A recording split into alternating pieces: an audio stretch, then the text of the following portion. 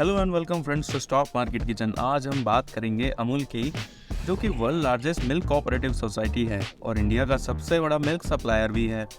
तो ऐसा क्या चल रहा है अमूल के साथ जो इतने पैसे पानी की तरह खर्च कर रहा है।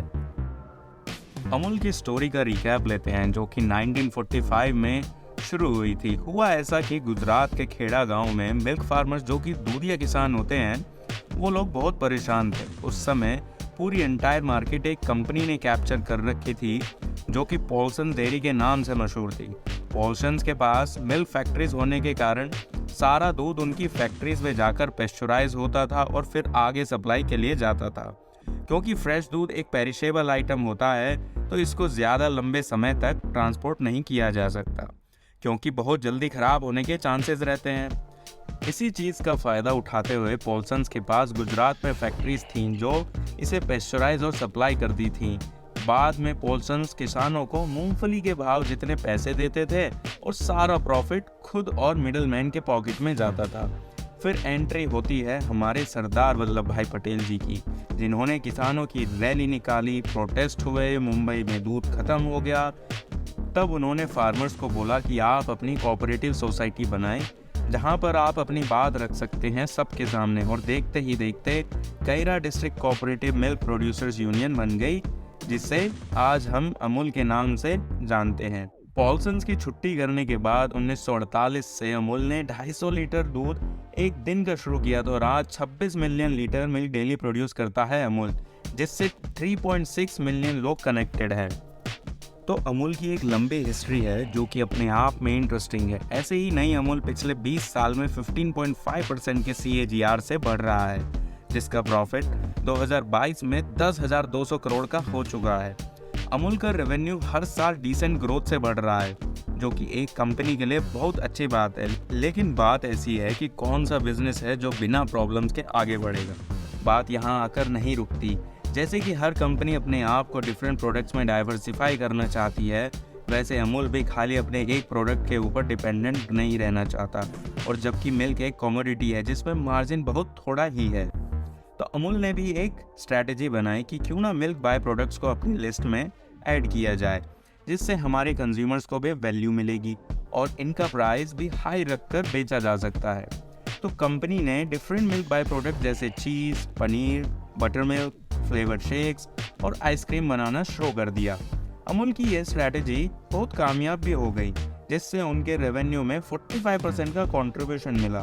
तो अब अमूल क्या बोल रहा है कि हम एक FMCG एम्पायर खड़ा करेंगे डेयरी प्रोडक्ट से अलग, मतलब कि कुछ ITC जैसा, HUL जैसा, जिसमें वो ITC के आटा, ब्रिटानिया के बिस्किट और पेप्सी कोला जैसे कंपनी से डायरेक्ट कंपटीशन करेंगे, क्योंकि अपने आप में एक चैलेंज है। FMCG कंपनीज के ये सारे प्रोडक्ट्स ऑलरेडी मार्केट में बहुत सालों से हैं, ये कोई नए ब्रांड नहीं है। इसी चीज़ को लेकर अमूल ने एक जिद कर ली है कि अब हम डबल स्ट्रेंथ के साथ उतरेंगे, जिसमें देखा जाए तो सारे पॉइंट्स अमूल के फेवर में हैं।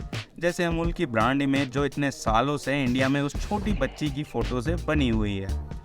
अमूल जो कि अपनी ब्रांड इमेज से 40% का रूरल मार्केट आराम से कैप्चर कर सकता है FMCG सेक्टर में, क्योंकि लोग अमूल को ट्रस्ट करते हैं।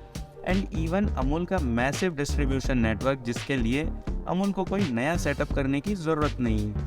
अमूल एक प्रोडक्ट लॉन्च करेगा और अपने आप 10,000 डिस्ट्रीब्यूटर, लाखों से ज़्यादा रिटेलर्स तक पहुंच जाएगा इजीली। जब इतने सारे फैक्टर्स अमूल के फेवर में हैं, तो गड़बड़ क्या हो रही है? एक्चुअली में अमूल FMCG सेक्टर में काफ़ी सालों से ट्राई कर रहा है, लेकिन अमूल को अभी तक FMCG की सक्सेस का कोड क्रैक नहीं कर पाया है। यही प्रॉब्लम आ रही है।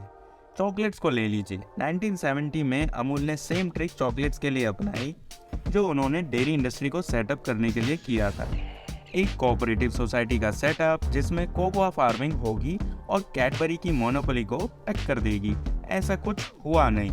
इवन एडवर्टीजमेंट में बहुत खर्चा करने के बाद आज मुश्किल से 3% मार्केट शेयर अमूल के पास है। 2006 में अमूल ने स्टैमिना के नाम से एक स्पोर्ट्स ड्रिंक लॉन्च किया, जिसे किसी ने खरीदा नहीं। अमूल को प्रोडक्शन बंद करनी पड़ गई। फिर से 10 साल बाद ट्राई करने के बाद भी बिग फेलियर ही मिला अमूल को। ईयर 2000 में इवन अमूल ने फ्रोजन पिज्ज़ाज भी लॉन्च किए। चौंकिए मत, वो भी फेल हो गए। 2019 में बटर कुकीज़ बनाई, ब्रिटानिया की गुड डे को टक्कर देने के लिए, जिसमें अमूल ने चीज़ी ट्रिक्स अपनाई, जैसे कि एडवर्टीजमेंट में अपने राइवलरीज की कुकीज़ में बटर क्वांटिटी को लेस दिखाया। अमूल ने सोचा कि जब सारी कंपनीज हमसे बटर लेकर उसमें पाम ऑयल मिलाकर बटर कुकीज़ बेच रही हैं, तो क्यों ना हम रियल बटर कुकीज़ बेचें विद हायर बटर क्वांटिटी। लेकिन इस आइडिया में भी आग नहीं लगी। 2020 में अमूल ट्रू सेल्जर के नाम से कार्बोनेटेड ड्रिंक भी लॉन्च किया कोको कोला के कंपटीशन में, लेकिन इसकी भी घंटी बज गई और अगेन फ्लॉप शो। बेसिकली इतना पैसा खर्चा करने के बाद सालों से अमूल का डेयरी प्रोडक्ट्स के अलावा कुछ ढंग से चला ही नहीं।